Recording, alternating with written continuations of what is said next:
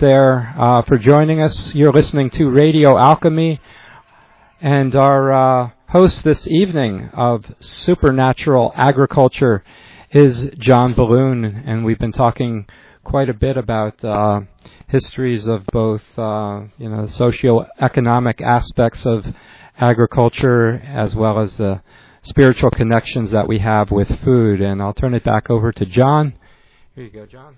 Yeah, when we start talking about the evolution of food and agriculture, so much of agriculture right now is based on war technology. The pesticides were the nerve agents created in Japan, pretty much, and all that technology came out of destroying insects and from destroying people, and they figured out, that chemical isn't killing people that well, but it certainly is killing insects good, and that knowledge is now translated over to our agriculture system. And so anyone that lives in an agricultural community, except for a few spots where it's still organic, is under assault. It's really a warfare mentality. And especially here in Hawaii, and I'd like to bring it all back, because it's you think globally, and I think the last hour we've been thinking globally, and then you want to act locally. So I'm going to I want to talk about more about the issues that are really concerning people here in Hawaii, maybe a little bit, and I think that it's applicable to anybody's community out there, because I think everybody's got to get on some kind of a vehicle and start explaining to people how important it is for them to regain their health. And in regaining their health, regaining their food, and taking control of the food that gets in their mouths, we start really looking at personal sovereignty. Mm-hmm. And we really can't be sovereign beings until we are in control of those things. And because the food is creating disease.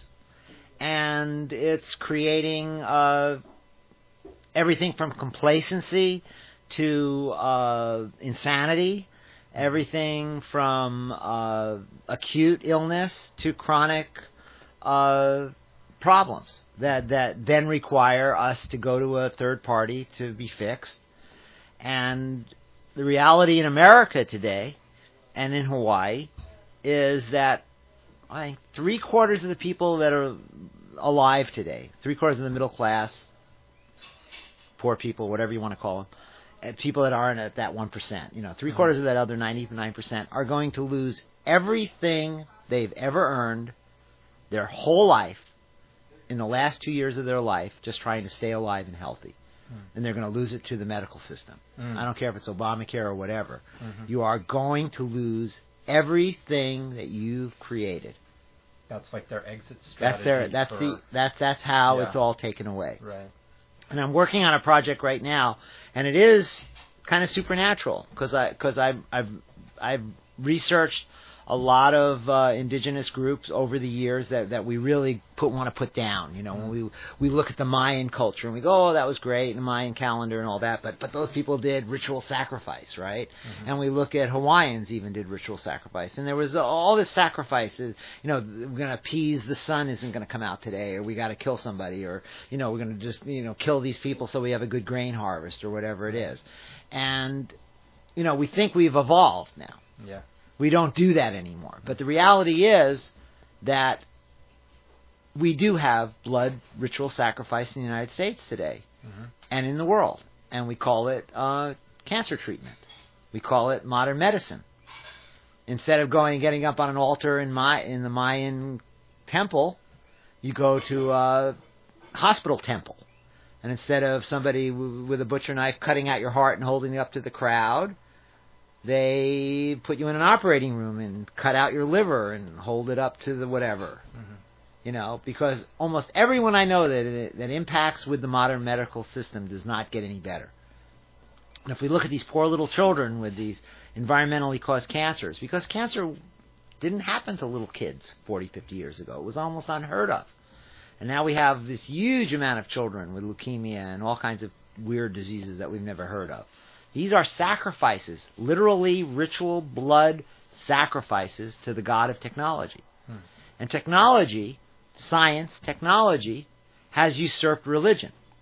in our world. Mm-hmm. There used to be religion, and the shamans were the healers. They were the religious leaders. They were the healers in a savage or barbarian culture.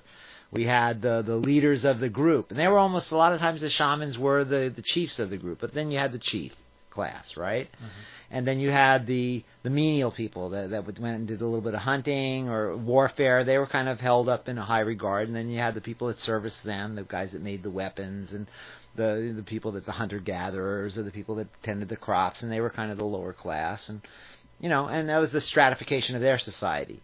So in our society, we pretty much have the same stratification now, except the shaman, the religious leaders now, aren't healers. The minister at the 501(c)(3) church you go to down the road doesn't know how to heal you. I mean, he talks about stuff coming out of the Bible, but he's not the healer, so to speak.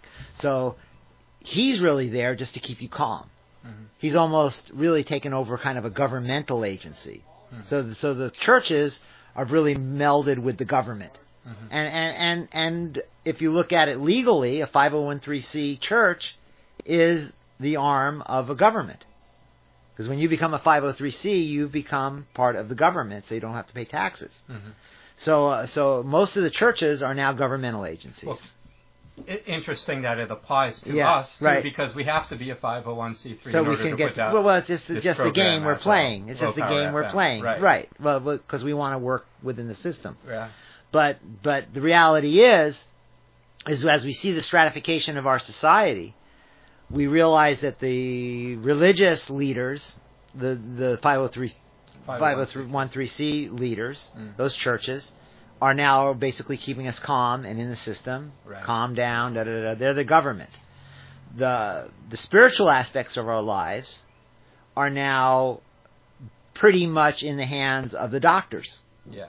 They are the power of life and death over us. They're performing the sacrificial rites to appease the gods.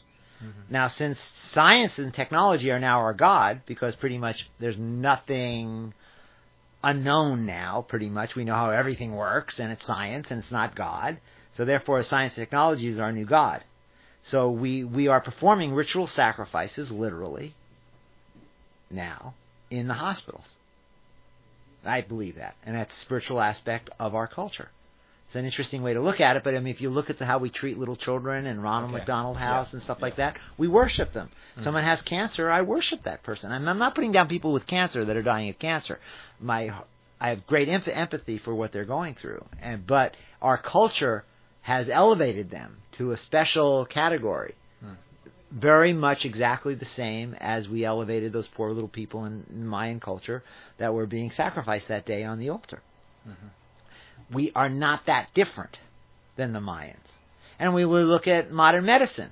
What did modern medicine evolve from? These were the bloodletters. Mm-hmm.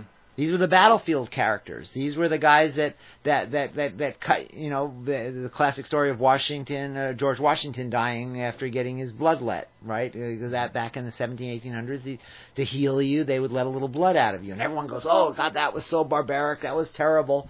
But if you think about it, they were just letting a little blood out of you. Now we go to a hospital and they take organs out of you. Mm-hmm. That's a lot worse than taking a little bit of blood out of you. If you think taking blood out of you is barbaric, you have to start realizing that what's going on in most hospitals is barbarism on a huge scale. But we don't look at it that way. The spin has come someplace else. When we look at the Hawaiian culture, and this is kind of where I want to go now, is the Hawaiians, people sailed here a few thousand, 1,200 years ago from the Marquesas, and then eventually from Tahiti, and eventually created the Hawaiian culture. They didn't have any extra inputs. They had a vibrant society, hundreds of thousands of people, eating, feeding, healing, resolving conflicts. They had an Aupoa system that allowed people to get everything they needed from the top of the mountain to the nearshore environment, and the fish and all this kind of stuff. They had a very intact culture. It was a beautiful culture. They had their healing herbs. They had their foods. They were actually the progenitors of organic farming. There was no organic farming on this planet, pretty much. Farming. There was farming. There was milpa farming. There was slash and burn, and people would travel and cut down a forest and maybe had a 30 or 40 year cycle. But in Hawaii, guys were farming the same thing for 400 or 500 years, and they did composting. They didn't use any animal waste. They did it all with kukui nut leaves and other leaves and materials like that. And they had a vibrant, beautiful, happy culture. They did a little ritual sacrifice and stuff, and they had some weird laws and the kapus and stuff like that. But the reality is, what we were talking about, is that people can figure it out. You can figure it out. Now, where is that coming from? And this is another aspect of spiritual agriculture, is that we are living beings. The plants around us are living beings. This planet is a living being. And when you get your hands in the earth and you eat these foods that you grow, there is knowledge that is given to you.